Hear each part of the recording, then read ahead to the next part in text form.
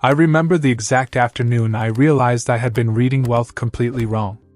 It was the summer of 2011, and I was sitting in a McDonald's in Birmingham, not eating, just using the free Wi-Fi, trying to work through something that had been quietly unsettling me for weeks. Two friends of mine, both earning noticeably less than I was, seemed to be building something real. Something with architecture to it.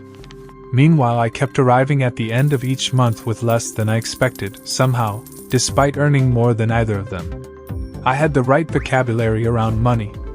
I owned the kinds of things that looked like progress from a distance. But something in the structure of how they lived was fundamentally different from how I lived, and I could not name it. That gap, that specific, uncomfortable distance between knowing about wealth and actually moving toward it, is what this entire channel was built to close. If you've ever felt that gap in yourself, subscribe to Henry Wealth Blueprint.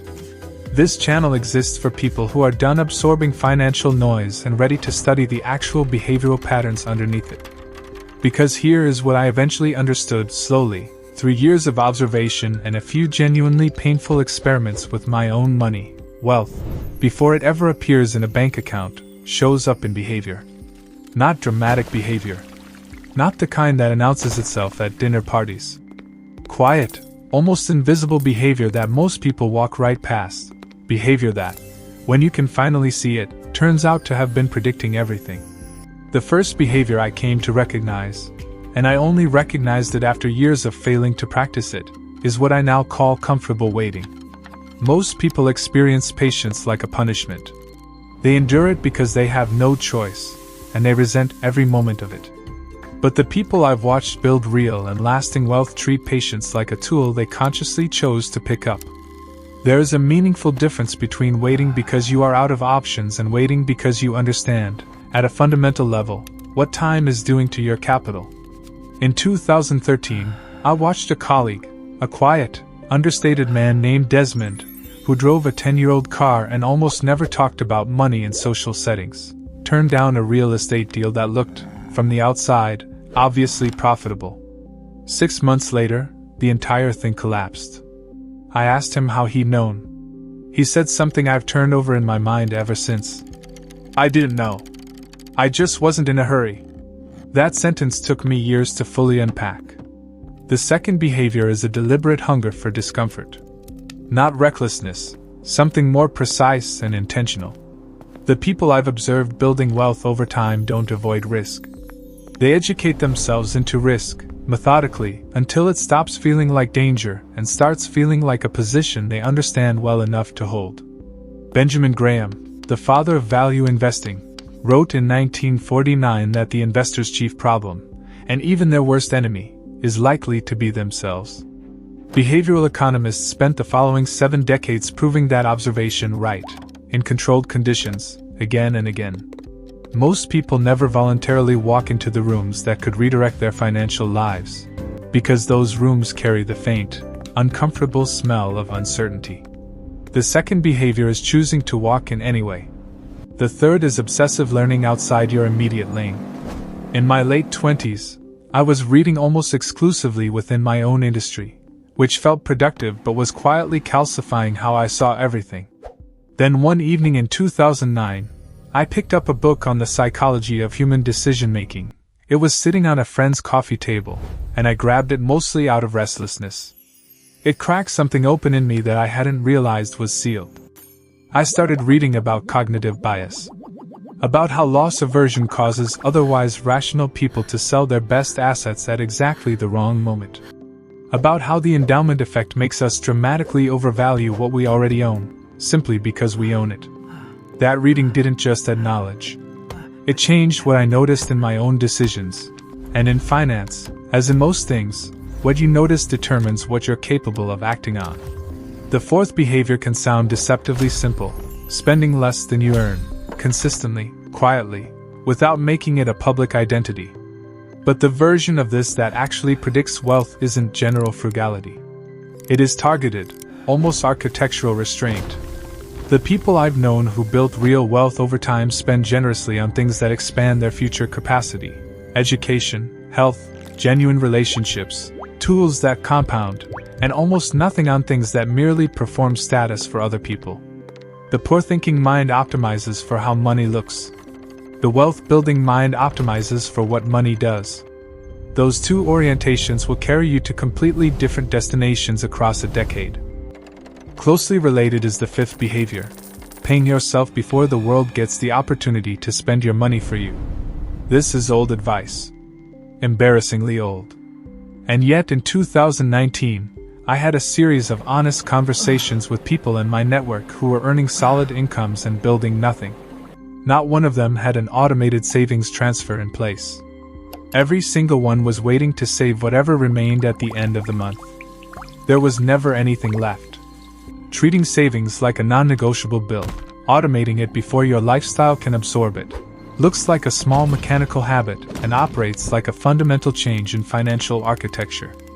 The sixth behavior is one I've hesitated to include because it can sound like motivational wallpaper, the deliberate curation of your social environment.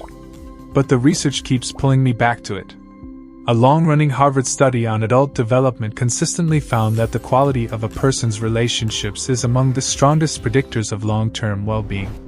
Beyond well-being, there is a financial dimension to this that rarely gets examined honestly. The people you spend consistent time with calibrate your baseline sense of what is normal. If your environment normalizes consumer debt, lifestyle inflation, and financial passivity, you absorb those standards without ever consciously choosing them. The people I've watched build lasting wealth tend, at some critical point, to quietly and deliberately shift their reference group, not out of arrogance, but out of something closer to self-preservation. The seventh is a sustained, almost compulsive awareness of where money actually goes, and I want to separate this from budgeting as a ritual. I've known meticulous budgeters who were still leaking money through categories they had never truly examined. Awareness is different. It is the ongoing practice of a quiet audit. Where did last month's money go? What did it produce?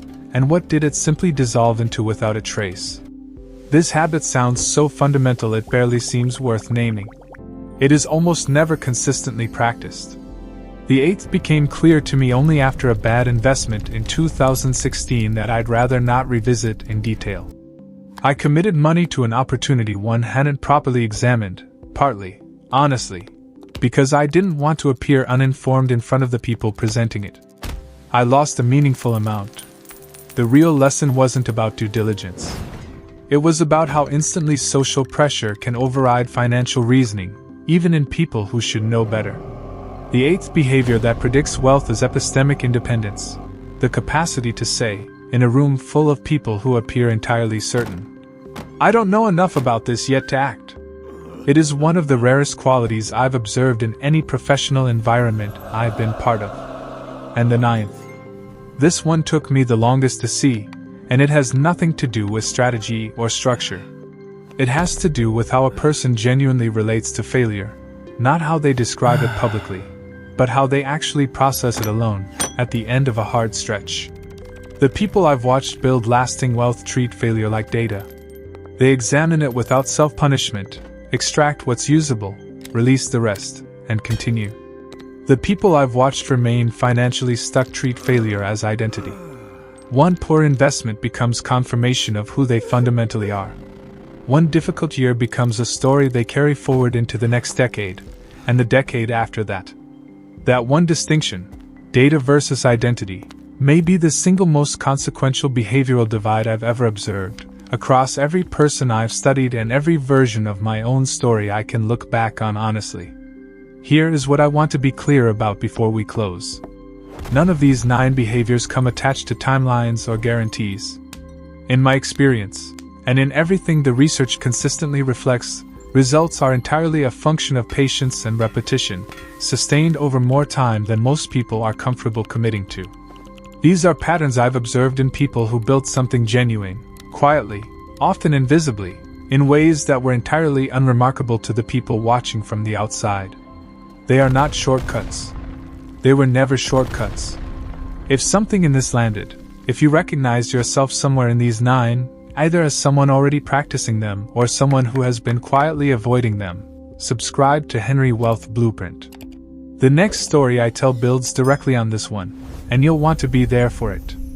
Because the behaviors themselves are not the destination. They are the signal that something has already shifted internally. And that internal shift, slow, unglamorous, invisible to nearly everyone watching, is always where it begins. In every case I've ever studied. In my own life, in every chapter of it I can look back on with any honesty at all. It always begins there.